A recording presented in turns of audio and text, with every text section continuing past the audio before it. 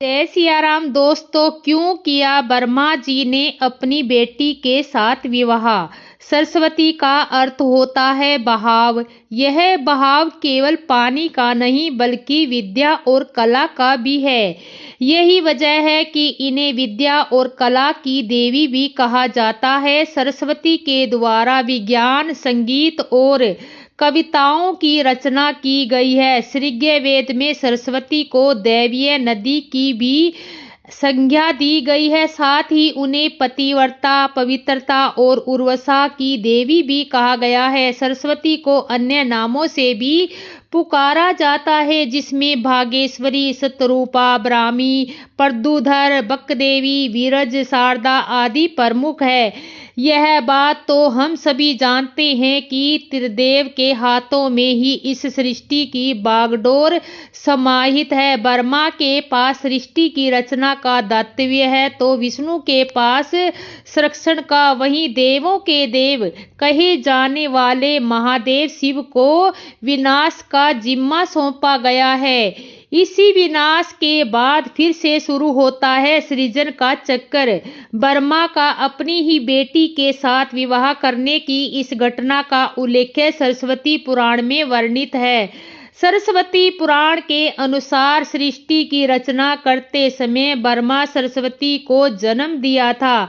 इसलिए ऐसा कहा जाता है कि सरस्वती की कोई मां नहीं, केवल पिता ब्रह्मा थे। सरस्वती को विद्या की देवी कहा जाता है, लेकिन विद्या की यह देवी बेहद खूबसूरत और आकर्षक थी कि समय ब्रह्मा भी सरस्वती के आकर्षण से खुद को बचाकर नहीं रख पाए और उन्हें अपनी अर्धांगिनी बनाने पर विचार करने लगे। सरस्वती ने अपने पिता की इस मनोभावना को भांपकर उसने बचने के लिए चारों दिशाओं में छिपने का प्रयत्न किया, लेकिन उनका हर प्रयत्न बेकार साबित हुआ। इसलिए विवश होकर उन्हें अपने पिता के साथ विवाह करना पड़ा। ब्रह्मा और सरस्वती करीब 100 वर्षों तक एक जंगल में पति पत्नी की तरह रहे। वे दोनों का एक पुत्र भी हुआ जिसका नाम रखा गया समयभू मनु।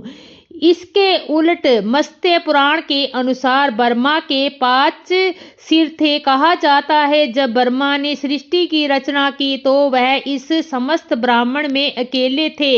ऐसे में उन्होंने अपने मुख से सरस्वती सांध्य ब्राह्मी को उत्पन्न किया। ब्रह्मा अपनी ही बनाई हुई रचना सरस्वती के प्रति आकर्षित होने लगे और लगातार उन पर अपनी दृष्टि डाले रखते थे। ब्रह्मा की दृष्टि से बचने के लिए सरस्वती चारों दिशाओं में छिपती रही, लेकिन वह उनसे नहीं बच पाई। इसलिए सरस्वती आकाश में जाकर छिप गई, लेकिन अपने 5वें सिर से ब्रह्मा ने उन्हें आकाश में भी खोज निकाला और उनसे सृष्टि की रचना में सहयोग करने का निवेदन किया। सरस्वती से विवाह करने के पश्चात सर्वप्रथम मन्नु का जन्म हुआ। ब्रह्मा और सरस्वती की यह संतान मन्नु को पृथ्वी पर जन्म लेने वाला पहला मानव कहा जाता है। इसके अलावा मन्नु को वेदों, सनातन धर्म और संस्कृति समेत समस्त भाषाओं का जनक भी कहा जाता है। प्रजापति ब्रह्मा का अपनी ही पुत्री के प्रति आकर्षित होना अन्य सभी देवताओं की नजरों में अपराध था। सभी ने मिलकर पापों का सर्वनाश करने वाले शिव से आग्रह किया कि ब्रह्मा को उनके किए का फल मिलना चाहिए। क्रोध में आकर शिव ने उनके 5वें सिर को उनकी धड़ से अलग कर दिया। शिव पुराण के अनुसार ब्रह्मा के सर्वप्रथम 5 सिर थे, लेकिन जब अपने 5वें मुख से उन्होंने सरस्वती, जो कि उनकी पुत्री थी, को उनके साथ संबंध करने के लिए कहा तो क्रोधावश सरस्वती ने उनसे कहा कि तुम्हारा यह मुंह हमेशा अपवित्र बातें ही करता है, जिसकी वजह से आप भी विपरीत ही सोचते हैं। इसी घटना के बाद एक बार भगवान शिव अपनी अर्धांगिनी पार्वती को ढूंढते हुए ब्रह्मा के पास पहुंचे तो 5वें सिर को छोड़कर उनके अन्य सभी मुखों ने उनका अभिवादन किया, जबकि 5वें मुख ने अमंगल आवाजें निकालनी शुरू कर दी। इसी कारणवश क्रोध में आकर शिव ने ब्रह्मा के 5वें सिर को उनकी धड़ से अलग कर दिया और आगे की कहानी सुनते रहें। जय सिया राम दोस्तों।